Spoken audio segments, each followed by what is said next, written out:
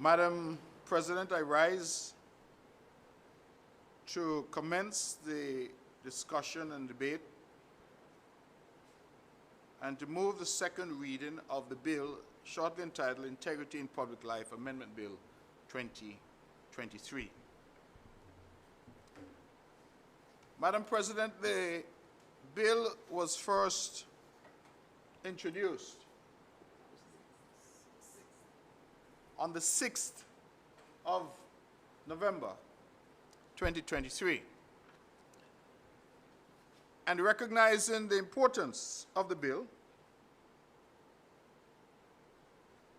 the government took the position that the bill ought to be read a first time and that we ought to then adjourn and give the public an opportunity to see what was being proposed and to give their feedback.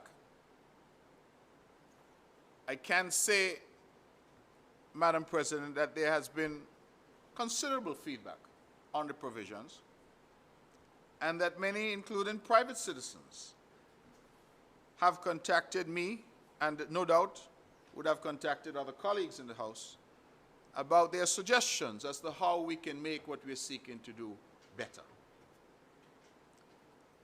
I want to make it pellucid that integrity in public life has to be a way of life for us. And I feel particularly proud that it is this government that would have activated and operationalized this legislation. It is a CCM government that passed the Integrity in Public Life Ordinance at a time when there were some who said that there was no need for such legislation. And it is this government that I'm privileged to lead that operationalized the statute and brought it to life.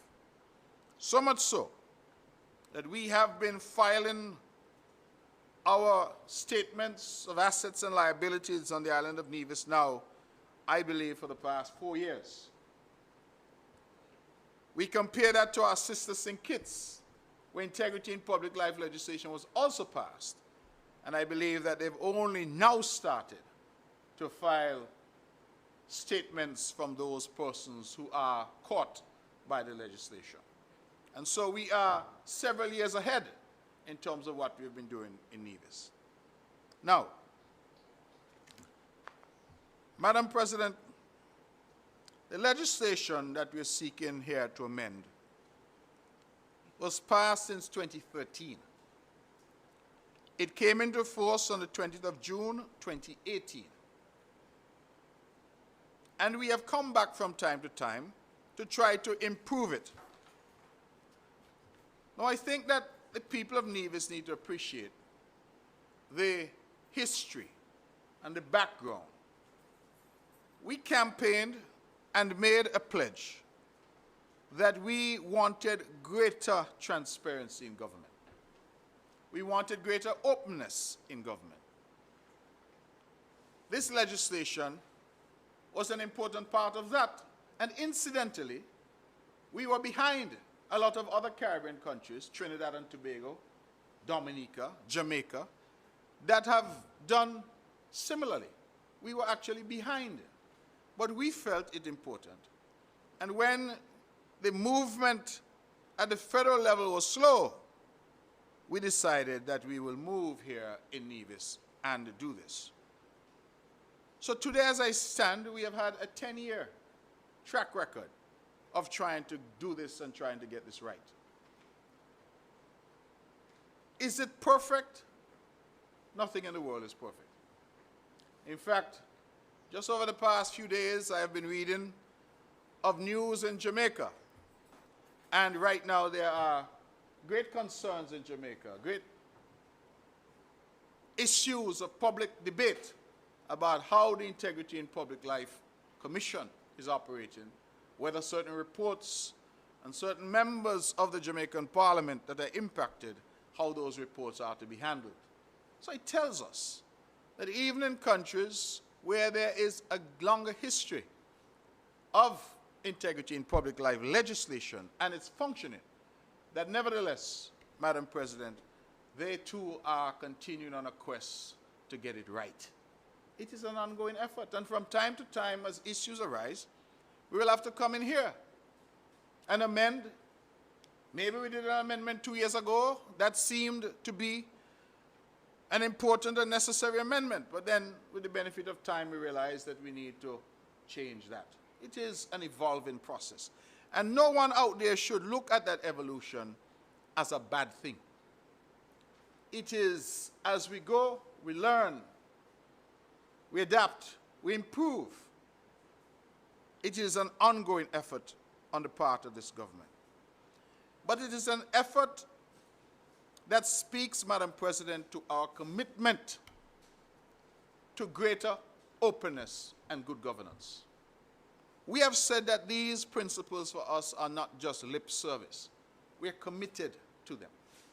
And good governance isn't just in passing legislation.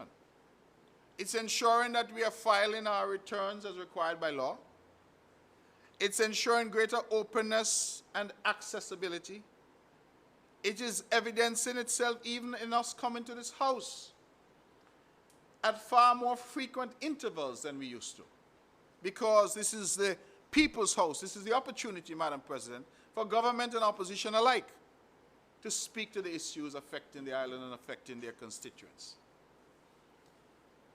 I have instituted, for the 6 years that I've been privileged to lead this island, the Premier's press conference every month, where members of the press, who are largely referred to as the fourth arm of government, the fourth estate as they call themselves, that they come and they ask questions and have an opportunity to engage. That again is new. Some people may look at it and take it now for granted, but it never happened prior to this administration. All of these are examples of greater openness. So the integrity in public life legislation has to be viewed in that context of an island and a government which is trying to be more open, more transparent, and to allow our public to have greater confidence in the men and women that they elect, and the men and women who sit in cabinet, and also the men and women who sit in other places and other positions that are caught by the legislation. Now, why are we here today?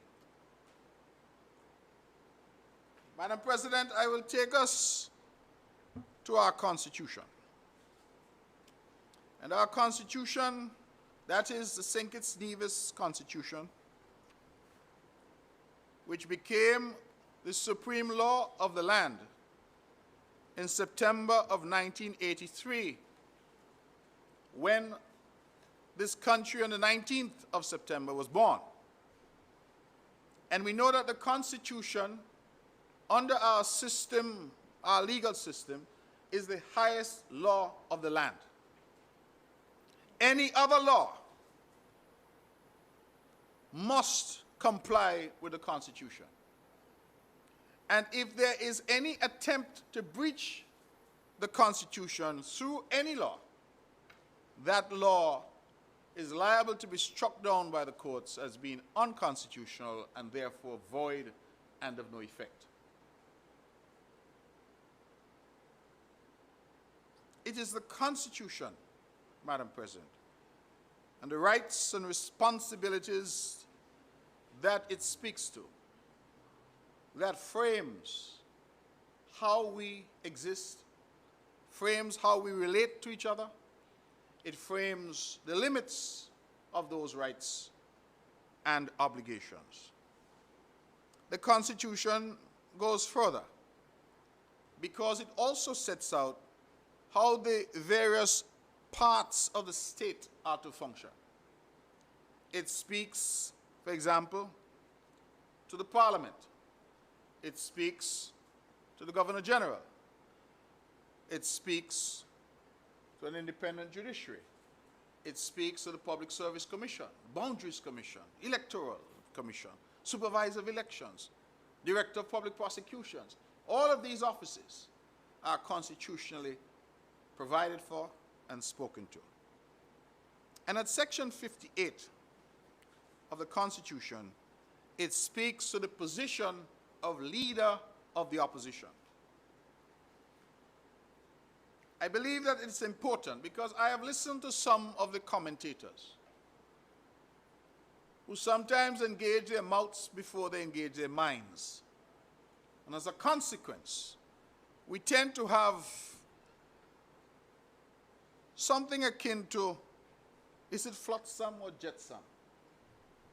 Sometimes I get confused between the two, but both are floating aimlessly on the ocean.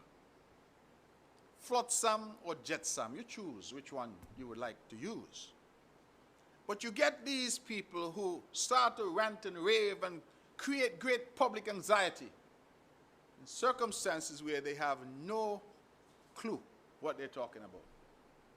They have not bothered to even pick up the Constitution to determine what the Constitution says and what is provided for. So I have actually brought the document, Madam President, and I have asked the House and the public to look at Section 58, Leader of the Opposition.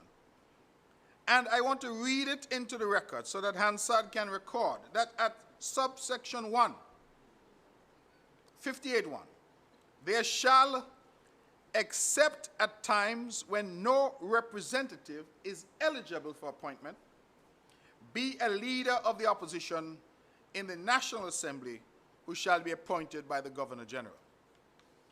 And if you will permit me, Madam President, the provisions of Section 58 have, by virtue of Section 104 of the Constitution, been adopted to apply to the island of Nevis. And so at Section 104, it references at subsection 1 thereof, Section 58, as one of those provisions that applies, mutatis mutandis, I think they say in the courts. It applies in the same way to Nevis as it does to the National Parliament. So if you'll permit me, Madam President, when I go to the provisions, I will read them as if we are in Nevis, because that's where we are. And that they apply to Nevis because the Constitution in Section 104 says that they do. So let me read it again.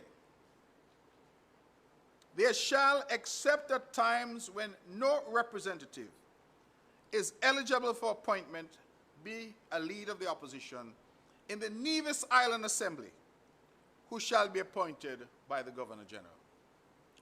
Now, I want to pause there because the language of Section 58.1 recognizes that there may be times when there's nobody who is eligible to be leader of the opposition. The bracketed portions says, except at times when no representative is eligible for appointment. So the Constitution, and I want to go on record, you know, sometimes our people have short memories.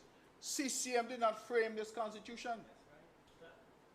When this Constitution came into effect in 1983, the Concerned Citizens Movement was not yet formed. So I hear a lot of noise and fury, as if somebody is to be blamed for what the principal law, the supreme law of the country says. But we were not around. The party was not in existence. And certainly nobody sitting on this side was in government or in any position. I'm not sure all of us were even born. You were born in 1983. No, some of us weren't even born yet, Madam President. So this document dates back to the 19th of September, 1983. I was a boy, and some of us were not yet born. So if anybody has a problem with the document, they must ask who drafted and who brought it into being. And all I can say, like Shaggy, it wasn't me. It wasn't me. So 58.1 says that there shall be a leader of the opposition, except when no representative is eligible for appointment. That's what it says. Now, we go on to section 2. It says, whenever there is occasion for the appointment of a leader of the opposition, the Governor General shall appoint the representative who appears to him or her most likely to command the support of a majority of the representatives who do not support the government. Put differently, we have the government over here. The Governor General is going to look over there, opposite side. Over there, they don't support the government. That's where the Governor General must look to determine which of the representatives commands the support of a majority of those over there who do not support the government. That's what the Constitution is asking us to do. Or, it goes on, if no representative appears to him or her to command such support, the representative who appears to him or her to command the support of the largest single group of representatives who do not support the government. A good example of that is the current situation in St. Kitts. There are 5 of us in St. Kitts who sit on the opposition benches. CCM has 3 of those seats. PAM has 1, PLP has 1. There are 5 persons there. And so, Section 58.2 allows me as the leader of CCM to be appointed leader of the opposition, because while I am not sure who the PLP representative supports, I am sure that the CCM representatives support me as leader of the opposition. And that means, Madam President, that we have gone to the Governor General and said to the Governor General, listen, that I am the person as the leader of CCM and the party that has 3 of the 5 seats in opposition, the representative who commands the support of the largest single group of representatives. That is the Constitution at work. So that's a perfect example that we can use to explain how this works to the general public. Now it goes on to have a proviso. And it says at 58.2, provided that no representative shall be eligible for appointment unless it appears to the Governor General that that representative commands the support of at least one other representative. That's where the trouble starts. I'm happy you said that. That's where the trouble starts. It says that the leader of the opposition cannot be appointed unless he or she commands the support of at least one other member of the opposition.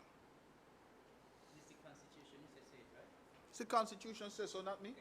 All right. And that is the supreme law. Some commentators are saying, oh, so Brantley and the government could appoint a leader of the opposition if they wanted it. Oh, we should just name so-and-so as leader of the opposition. So this thing work, you know. I have decided to read the Constitution into these debates so that everybody is clear what the provisions are. I have heard it being said that in the past, people were appointed leader of the opposition. I can't speak to what happened in the past or the propriety or impropriety of it. What I can say is there's no constitutional provision for anybody to be appointed leader of the opposition other than what the Constitution provides. And I've just read what the Constitution provides, Section 58, which is applicable to the island of Nevis by virtue of Section 104. It goes on, but I won't belabor the point because the various provisions aren't germane for the argument that I'm seeking to advance. Now, the leader of the opposition is a critically important position. in our constitutional framework, Madam President. You take various commissions. Let us say, for example, that the island of Nevis wants to change our electoral boundaries. We have 5 seats, and certainly I have felt for some time that 5 seats are quite not enough to run a modern Nevis. The pressures on ministers, especially when you have a majority of 3 to 2, the pressures are immense. We have senators who are being asked to carry some of that load. But there's been some argument that the seats ought to be increased in Nevis. There's a mechanism if that is to be done. That mechanism would require us to appoint an electoral boundaries commission. How is that commission to be constituted? Again, going to the Constitution, the leader of the opposition must appoint members, as well as the government, the premier, must appoint members. We have, at section 30 of the Constitution, I won't take you there, Madam President, but just by way of reference, the appointment of senators. I want the people of Nevis to understand that this House, even as we sit here today, is not properly constituted. What I mean by that is to say that there ought to be a senator sitting on the opposition benches. There ought to be a senator over there.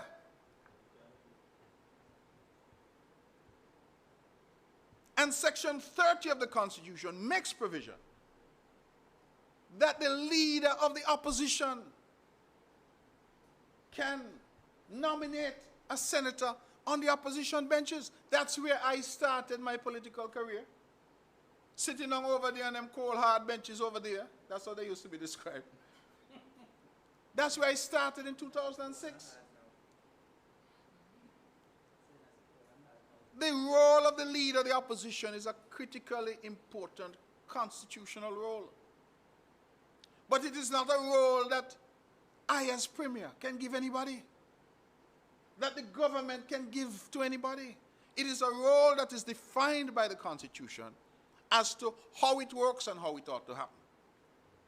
Now, I come forward to the election of December 12th, 2022. After the votes were counted, it appeared that the Concerned Citizens Movement was able to retain government, but with a reduced number of seats. We had 4 seats going into that election. We emerged with 3. The good member from St. George, the good member from St. Paul's, and yours truly. The main party contesting those elections on the other side, the Nevis Reformation Party, was able to win 2 seats.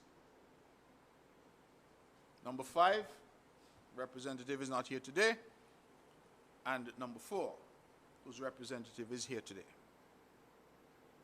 One would have therefore thought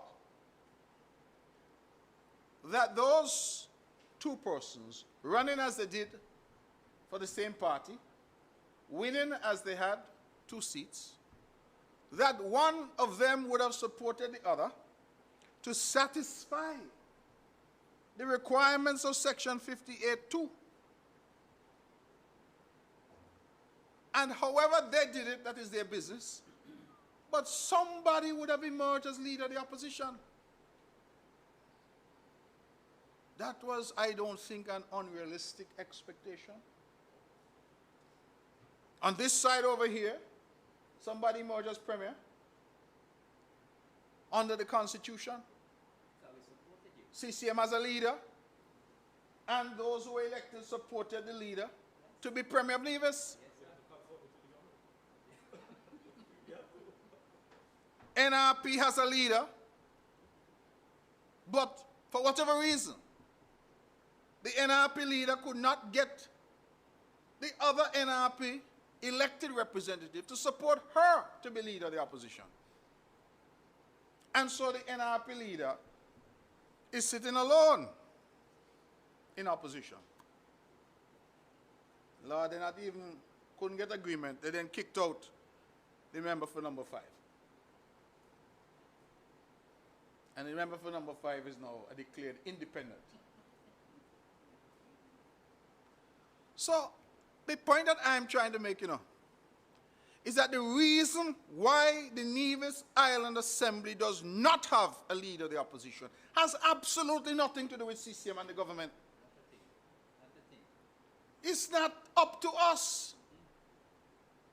If the opposition cannot get their house in order, if they prefer chaos and confusion, they can't lay that at the feet of anybody over here.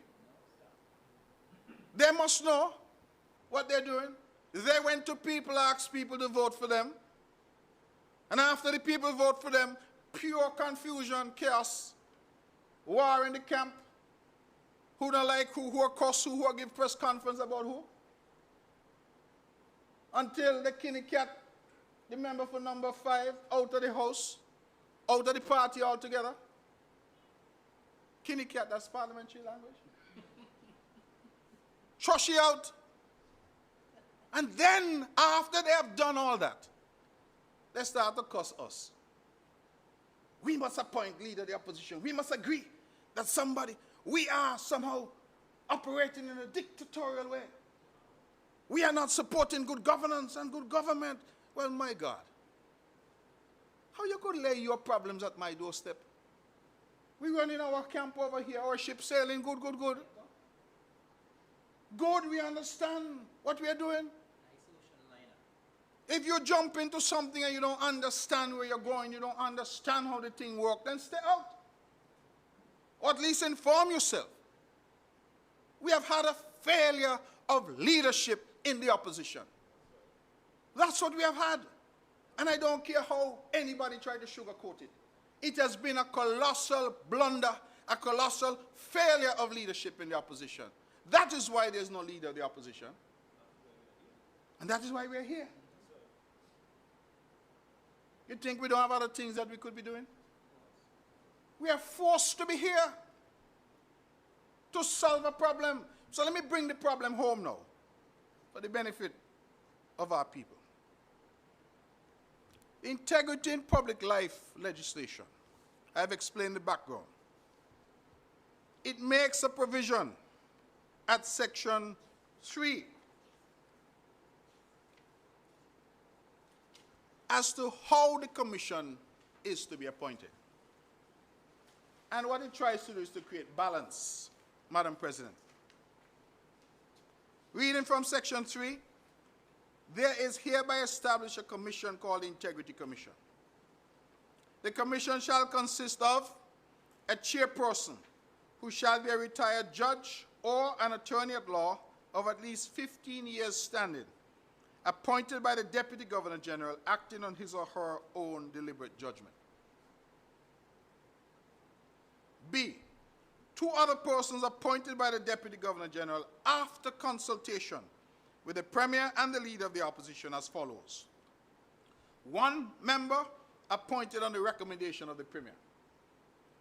2, 1 member appointed on the recommendation of the Leader of the Opposition. Simple structure. 3 members of the Commission, the Chair appointed by the Deputy Governor General in her own deliberate judgment, and the Chair has to be a retired judge or an attorney at law who has had at least 15 years. So somebody who's experienced in the law. And then 2 other people, 1 appointed on the advice of the Premier, and 1 appointed on the advice of the Leader of the Opposition. Well, if the Leader of the Opposition is non-existent because of a failure of leadership in the opposition, then you see what happens. The 3rd member of the commission can't be appointed. So currently, the people of Nevis need to be aware that we have a chairperson in Mr. Ricardo Keynes of the Integrity Commission in Nevis. We have a member appointed on the advice of the Premier in Mr. Sidney Newton. But there is no third member because there is no leader of the opposition, and the members on the opposition are as far apart as day and night.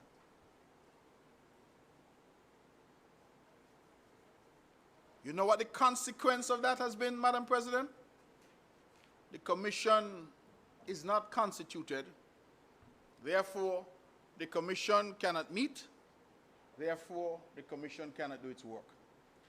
So the architecture put in place for good governance, for greater openness and transparency has collapsed. And it has collapsed. Why? Confusion in NRP and confusion in the opposition. That's the reason. Now, we had an integrity commission that functioned before. I indicated that we had now, I think, 4 years of those caught by the provisions filing their reports. And I have heard the argument being made that there was no leader of the opposition when that integrity commission was appointed. If the public and the House would remember, the then lone representative for the NRP in opposition was Mr. Joseph Parry. And so Mr. Parry did not have any other person that could support him to be leader of the opposition. While I understand the nicety of that argument, in the context of what we were trying to do, Madam President, in terms of bringing integrity in public life into being, creating the culture of disclosure around it, giving our people greater confidence, and in the context of a relationship that existed at the time among politicians who understood that their role in this House was not personal, but for the benefit of the people that they serve, Mr. Parry and I were able to have that rapport and that ongoing dialogue. And I said to Mr. Parry, we need this thing done. While you do not have the title of leader of the opposition, and you have no way to get that title, we suggest that you appoint somebody, suggest somebody, speak to the Deputy GG about somebody who can be on that commission so that the commission can function. Had anybody challenged it legally? Who knows? They might have succeeded. I don't know. But the spirit of what we were trying to achieve was to get the commission functional, get people to start to file, get the island accustomed to the idea that a new way had come in terms of government. But that was only possible because Mr. Parry at the time understood what his role was. Why he was in here, coming here to put on a nice outfit. He come in here to serve the people who sent him in here. And because of that, whatever his personal views of me might have been, I don't know, he said we are cousins. He and I were able to pick up the phone, talk to each other, recognize the difficulty, but find a way to work with each other for the benefit of the people of Nevis and what we are trying to do. That was the relationship. That's how big people operate. When big people are given an opportunity to serve in government and in opposition. Because here, we're in the parliament together. Nobody in here is bigger than anybody else, except you, Madam President. All of us are members. Those elected and those who are appointed. That's it. In here, in fact, nobody referred to no premier. You ought properly to be referred to as your constituency. I'm the member for number 2. The honorable member opposite is the member for number 4. Why? Because people vote for the member opposite, just like people vote for me. But our constitutional framework and our democracy expects that people will be able to talk to each other. expects that there should be some dialogue, like we do. And that's what existed before. Because at any point in time, no matter the public statements that he makes sometimes, that the previous member for number 5, sitting opposite, needed something done. He had an idea to move the island forward. He had constituents that he needed something done. He had no difficulty. We had a relationship. We pick up the phone and we talk to each other. That's what big people do. All of us here are only passing through. We should be trying to do the best for our constituents. It's not about self-aggrandizement. But when you see, Madam President, that some of us do not understand the assignment, so we jump up one day from a deep slumber and we say, here I am, vote for me, vote for me. And somehow they get through. And they reach in here and they don't understand what it is they're supposed to be doing. So first you have war in their own camp. Pure confusion. No leader of the opposition as a result. No senator as a result. And then they don't have the basic ability to communicate and to say, here's my suggestion. Can we work together to find a solution? No. Because suddenly, on this island, people are enemies. People that have known each other all their lives can't speak to each other anymore. Because they say it's politics. I don't understand that. I told you the gentleman who used to sit over there, Mr. Perry, Lord, he says some things about me and I've said some things about him. Whenever I see him, Joe, how you do? Cuz, how you do? We have to be able to maintain some level of civility and some capacity to speak to each other in the interest of the people that we say we serve. But absent that, how are we going to find solutions? How? We have a curious situation existing now in this island, Madam President, where on the 12th of December, which is less than a month away, we would have had a full year of a new government in place. And I can say publicly, because it is true, that I have never once in that year had a word said to me by the leader of the NRP in relation to anything to do with anything on this island of Nevis.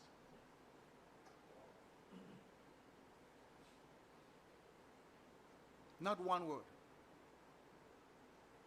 Not one letter that I could refer to that came on any matter of national interest, on any position to move Nevis forward, any idea or thought, or even on behalf of a constituent. I have seen nothing. Is that the way we're going to operate? Well, if that is the case, what is the purpose of people sending people here? We have sometimes to get out of our own way and focus on why we say we're in public life. Why? It can't be for us. It has to be for the people out there. And the people out there demand that leadership be mature and has the ability to communicate with each other, to deal with issues that will arise. You hear what I tell you, go back to Section 58. Section 58 actually contemplates there may be times where nobody is eligible to be leader of the opposition. Here, somebody was eligible, but because of confusion, they became ineligible. Well, somebody over there was eligible. There were two. So somebody could have supported somebody. But the two somebodies said they now support any one somebody. I'm even confusing myself with the number of somebodies. The result was that we are where we are. So when people look and say, oh, but Mr. Parry was allowed to appoint somebody. I'm saying that the situation is different. It is different because Mr. Parry was mature enough to have a dialogue and to understand, listen, this is what we're trying to achieve. Let us work together to see how we can do it. And two, it is different because currently we have two members on the opposition benches. Just as I pointed out earlier, Madam President, that no member in here is superior to any other. Number two, number one, number two, number three. All of us are on the same level in this parliament. I may be the leader of government, but beyond that, no seat is superior to any of the others. If that were the case, my seat is the biggest seat. I would have been the most superior of all. But the reality is that the seats are what they are. And on the other side, we have two seats, number 4 and number 5. Number 4 has no claim to any superior position to number 5. And number 5 has no claim to any superior position to number 4. I say that to say that absent number 4 and number 5 coming together and saying, Premier, this is what we suggest, then there's nothing that I can do in relation to constituting the Integrity Commission. I have done my part. I have appointed Mr. Sidney Newton. The Deputy GG has done her part. The opposition has failed to do its part. And that is the reality. So I hear some vacuous arguments, or let the leader of NRP appoint somebody because Mr. Parry did it. Mr. Parry was there by himself. Only he was over there. And because we were able to speak to each other as mature individuals, we were able to come to a position that saw Mr. Parry appointing Alfred Tyrrell to the commission. We now have a situation on the other side there, based on all that we've seen play out in public, that I don't even know who I could speak to over there. Because if I speak to the member from number 4, and the member from number 4 say, I want Mr. X to be the person, I would then have to speak to the member from number 5 and say, do you agree? Do you support? And the member number 5 said, Tal, I want Miss Y to be the person.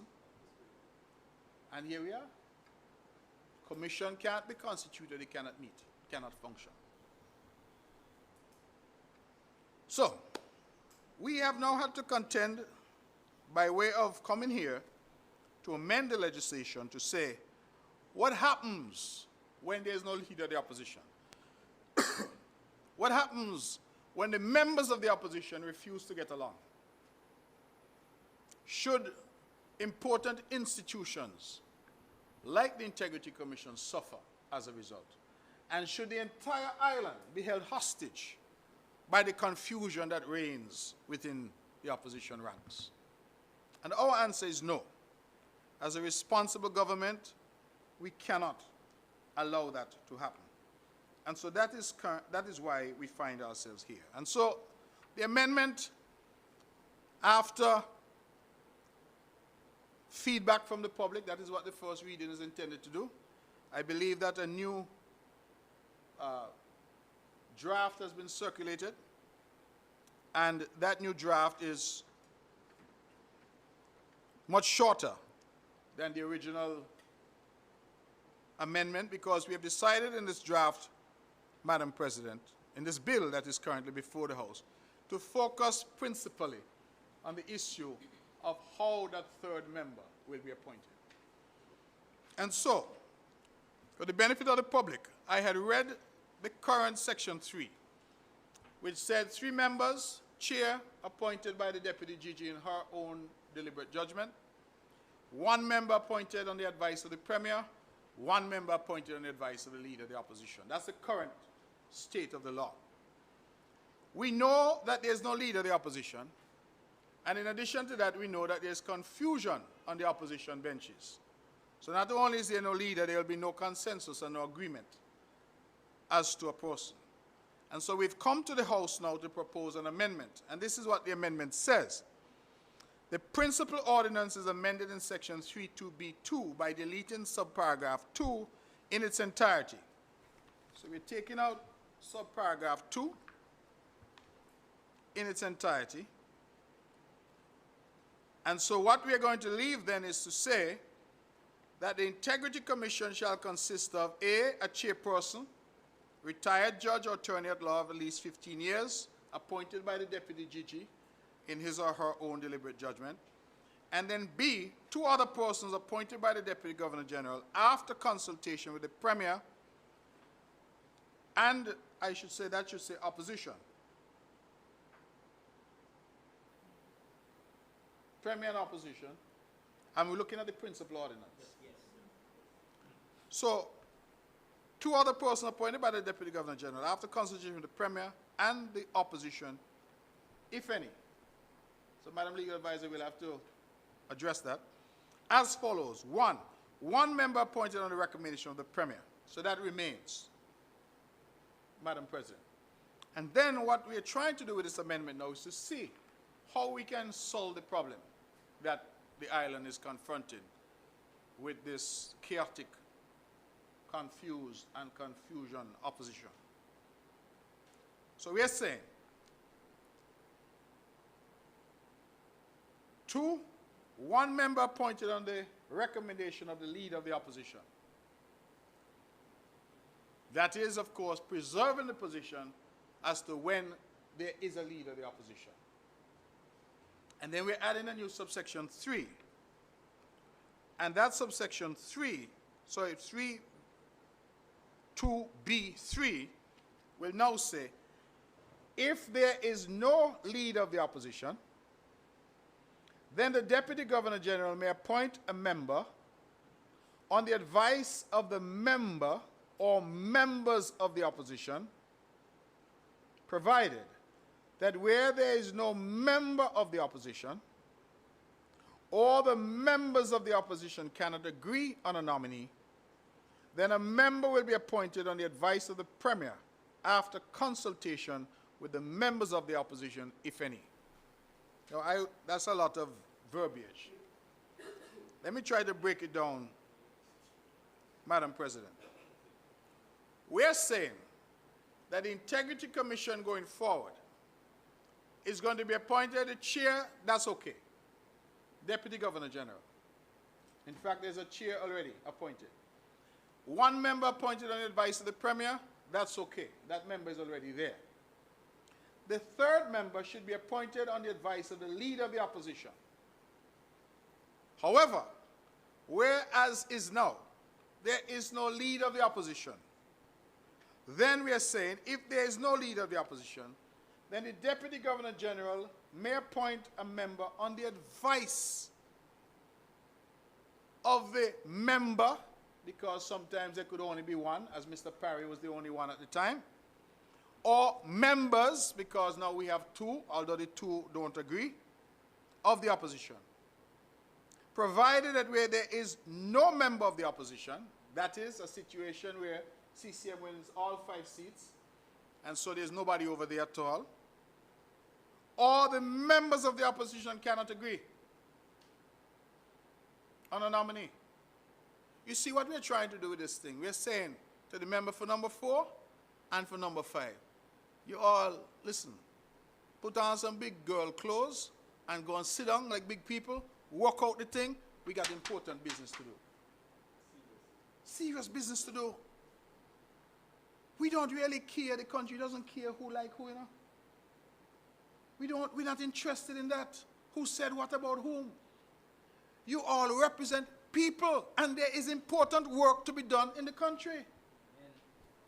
So this amendment is telling us that if there was only 1 person on the opposition benches, then that 1 person, even though they're not leader of the opposition, would be able to advise the Governor General, Deputy Governor General, as to the appointee to the commission. We've gone further and we've said, where there is more than one person, as is the case today, then let them get together and agree, even though none of them is leader of the opposition. Let them get together and agree a nominee. And then the Governor General will appoint, the Deputy Governor General, will appoint that nominee. So if the member for number 4 and the member for number 5 can sit down and say, our nominee is Mr. X, we solve the problem tomorrow. But where there is no member on the opposition because they didn't win a seat, or the members that are over there cannot agree, and based on how things look, I don't know if we will be able to achieve agreement. Miracles do happen. Yes. But based on how things look, I don't know. I'm not a soothsayer. But the legislation, the proposed amendment is saying that the ball is in their court. And well, if they say they cannot agree on a nominee, then the ball is then kicked back over to the government and to the Premier to constitute the commission. Which needs to be constituted. After consultation with the opposition. Huh? No, consultation doesn't mean agreement. I don't require their consent. I only need to show that I would have consulted with them. But the proposed amendment puts the responsibility squarely with the member or members of the opposition to come up with a consensus nominee for the Integrity Commission. And that ball only comes back over to the Premier if they fail to do their job. So you know what we're trying to do with this legislation? We're trying to force the opposition to do their job. So we're doing, since they can't do it themselves, Parliament is saying, we're going to force you to do your job. And let them then be able to say to the people of Nevis why they could not put aside whatever differences they have and determine who will serve on the Integrity Commission. This will be yet another test of leadership to determine whether or not they can do it. And what we are saying is if they cannot do it, the country cannot be held hostage by their confusion. And we will have to move on by appointing somebody on the advice of the Premier. It is not the desirable situation. I want the public to know. The desirable situation is what we crafted when we passed the law in the first place. One by the opposition, one by the Premier. Chairperson appointed by the Deputy GG in her own judgment. That was the framework. But that framework anticipates that people will be mature. It anticipates that people who come to politics come for the right reasons. It anticipates that when you persuade people to vote for you and you come in the House, that you understand what your role is and your function is. Not about power, I'm in charge, you must do what I say, otherwise you get kicked out. That's not the way it works. On this side over here, if there's ever any disagreement, there's hardly anybody, if there's any, we discuss. Oh, yes, sir. So maturity requires, because the member for number 3 doesn't serve himself. Member for number 1 doesn't serve himself. We answer to the constituents who sent us. A lot of people get lost, you know, Madam President. They get lost. That's the why they're in politics. And what it means to come into this house, that awesome responsibility, but also that awesome privilege. Only very few will ever say that they got the chance to sit in the Parliament of Nevis. And to see people given that chance and waste it because they're more concerned with self-aggrandizement and lust for power. What is the power? A title? Do the job, do the work, And this amendment is saying to the opposition that since you refuse to get your house in order, we will force you to get your house in order. And if you have the opportunity to get your house in order, tomorrow morning the commission can be constituted. Just send up the name. Nice little letter. Dear GG, Deputy GG, after consultation, I, the elected member for number 4, and I, the elected member for number 5, agree that Mr. X will be our nominee. You see, problem solved. Problem solved. This government is not seeking to stack the commission with persons sympathetic to the government.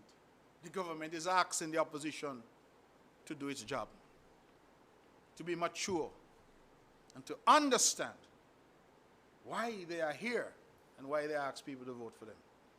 That's what we are asking.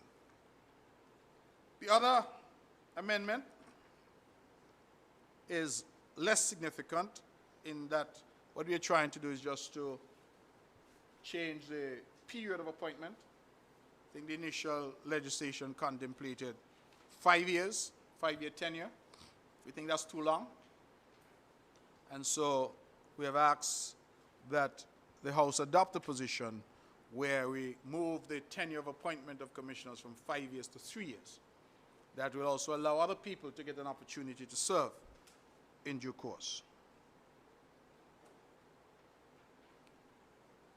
And then at section 6, we continue with the effort at dealing with the position when there is no leader of the opposition by saying in relation to the removal that the Deputy General, Governor General will consult if there is somebody in office to consult with. I end with just one omnibus point, Madam President.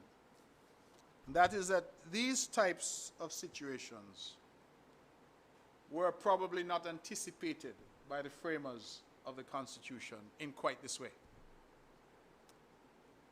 I would probably argue that they were not even anticipated by the people of Nevis in quite this way. But it shows us that the Constitution that has existed now for 40 years, that it might be time for us to have another look 40 years on, with the benefit of those 40 years of experience in trying to work that Constitution. We see, as we saw some time ago, of a motion of no confidence that was not called for 14 months. We see a situation that happened recently of a prime minister being able to fire 6 members, elected members, and continuing to purport to run a government with just 3 members. We see now the scenario where people who are elected into positions in the parliament refuse to get along, and as a consequence there's open warfare and an inability to agree on anything. And so the structure of the Constitution, because it depends and assumes, the framers assume that people will act in a certain way. When people don't act in the way that the framers assume, we end up with chaos. And so it may be time to look at it, because throughout the Constitution, it puts a heavy burden on the leader of the opposition. But yet the very Constitution recognizes that there may be times when there is nobody who's eligible to be leader of the opposition. You see the anomaly? So it recognizes that there may be times when nobody is eligible, but it nevertheless puts significant constitutional responsibility, Electoral Commission, Electoral and Boundaries Commission, on the leader of the opposition, an office which the framers anticipated may at times not be filled.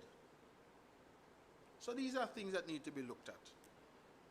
And as I said, not bashing the Constitution, but it's important for me to reiterate that it was not drafted by us over here. And when it came into being, CCM was not yet in existence. May it please you.